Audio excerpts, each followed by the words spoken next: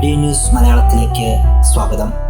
2024 കീം പ്രവേശന പരീക്ഷയുമായി ബന്ധപ്പെട്ട പ്രധാനപ്പെട്ട ചില കാര്യങ്ങളാണ് നമ്മൾ ഇന്ന് ചർച്ചയ്ക്കെടുക്കുന്നത്. പ്രധാനമായും പരീക്ഷാ സെന്ററിൽ നടക്കുന്ന നടപടിക്രമങ്ങൾ സംബന്ധിച്ച് വിദ്യാർത്ഥികളിൽ പലരും സംശയങ്ങൾ ഉന്നയിച്ചിരുന്നു. അതുമായി ബന്ധപ്പെട്ട വിഷയങ്ങളാണ് നമ്മൾ ഇന്ന് നോക്കുന്നത്.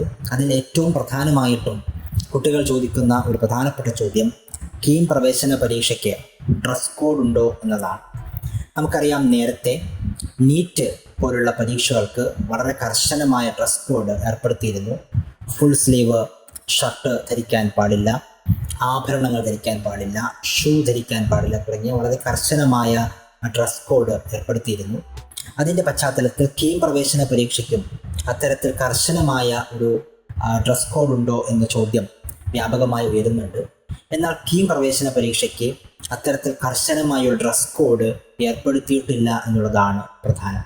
സാധാരണ സ്കൂളിൽ പോകുന്നത് പോലെ ഒരു വിദ്യാർത്ഥിക്ക് സാധാരണ വസ്ത്രം ധരിച്ച് സാധാരണ നിലയിൽ പരീക്ഷാ സെൻറ്ററിൽ പോയി പരീക്ഷ അറ്റൻഡ് ചെയ്തു വരാം എന്നുള്ളതാണ് അതിൽ ഏറ്റവും പ്രധാനപ്പെട്ട കാര്യം. സാധാരണ നിലയിലുള്ള ഓർണമെൻറ്റ്സിനും വലിയ പ്രശ്നമുള്ളതായിട്ട് ഇതുവരെയും കീം പ്രവേശന പരീക്ഷാ കമ്മീഷണർ അങ്ങനെ ഒരു നിർദ്ദേശം നമുക്ക് നൽകിയിട്ടില്ല. പ്രോസ്പെക്ടസിൽ അത് സംബന്ധിച്ച വിവരങ്ങളും ഇല്ല. എങ്കിലും അതിനകത്ത് ശ്രദ്ധിക്കേണ്ട ചില കാര്യങ്ങൾ, ഇലക്ട്രോണിക് ഡിവൈസുകൾ, ഇലക്ട്രോണിക് വാച്ച്, മറ്റെന്തെങ്കിലും ഇലക്ട്രോണിക് ഡിവൈസുകൾ, printed material, printed note, printed പേപ്പറുകൾ, അത്തരം ഒരു കാര്യങ്ങളും പരീക്ഷാ സെൻറ്ററിൽ അനുവദിക്കില്ല എന്ന് വ്യക്തമായി പറഞ്ഞിട്ടുണ്ട്. അപ്പോൾ ഇലക്ട്രോണിക് ഡിവൈസുകൾ, അതുമായി ബന്ധപ്പെട്ട ഉപകരണങ്ങൾ, അങ്ങനെയുള്ള വസ്തുവകകൾ ഒരിക്കലും പരീക്ഷാ സെൻറ്ററിൽ കൊണ്ട് ചെല്ലാൻ, പരീക്ഷാ ഹാളിൽ പ്രവേശിപ്പിക്കാൻ അനുവാദമില്ല. ആ കാര്യം വിദ്യാർത്ഥികൾ പ്രത്യേകം ശ്രദ്ധിക്കണം. ഇലക്ട്രോണിക് വാച്ചുകൾക്ക് നിയന്ത്രണം എന്നാണ് പ്രവേശന പരീക്ഷാ കമ്മീഷണർ ഇതുവരെയും അറിയിച്ചിട്ടുള്ളത് വാച്ചുകളുടെ കാര്യത്തിൽ. എങ്കിലും ഒരു മുൻകരുതൽ എന്ന നിലയിൽ നമ്മൾ മൊത്തത്തിൽ സാധാരണ വാച്ച് തന്നെ ഒഴിവാക്കി സെൻറ്ററിൽ പ്രവേശിക്കുന്നതാകും ഉചിതം. ഇനി പരീക്ഷയുമായി ബന്ധപ്പെട്ട രണ്ടാമത്തെ ഒരു ചോദ്യം, എത്ര മണിവരെ ഒരു കുട്ടിക്ക് പരീക്ഷാ സെൻറ്ററിൽ പ്രവേശിക്കാം എന്നുള്ളതാണ്.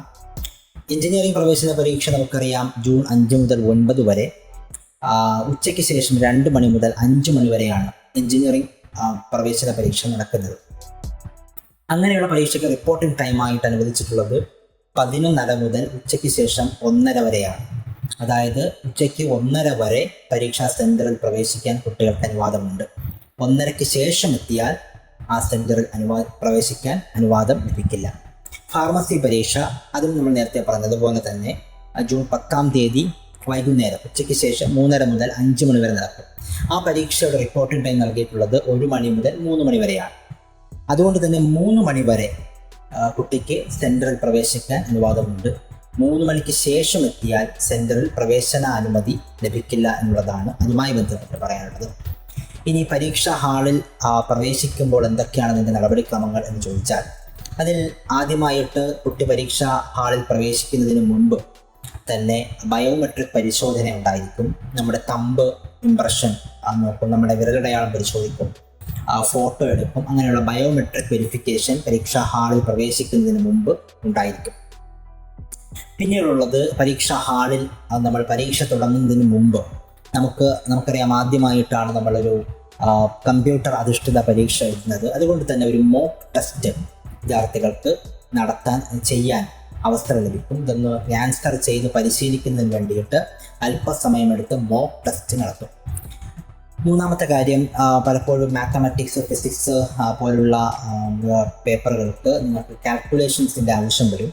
അങ്ങനെ കാൽക്കുലേഷൻസിൻ്റെ ആവശ്യം വരുമ്പോൾ അതിനുള്ള റഫ് വർക്ക് ചെയ്യാനുള്ള പേപ്പർ പരീക്ഷാ ഹാളിൽ നിന്ന് നിങ്ങൾക്ക് നൽകുന്നതായിരിക്കും. ഈ കിട്ടുന്ന പേപ്പറിൻ്റെ മുകളിൽ നിങ്ങളുടെ രജിസ്റ്റർ നമ്പറും പേരും എഴുതുകയും അതിനകത്ത് സൈൻ ചെയ്യുകയും വേണം.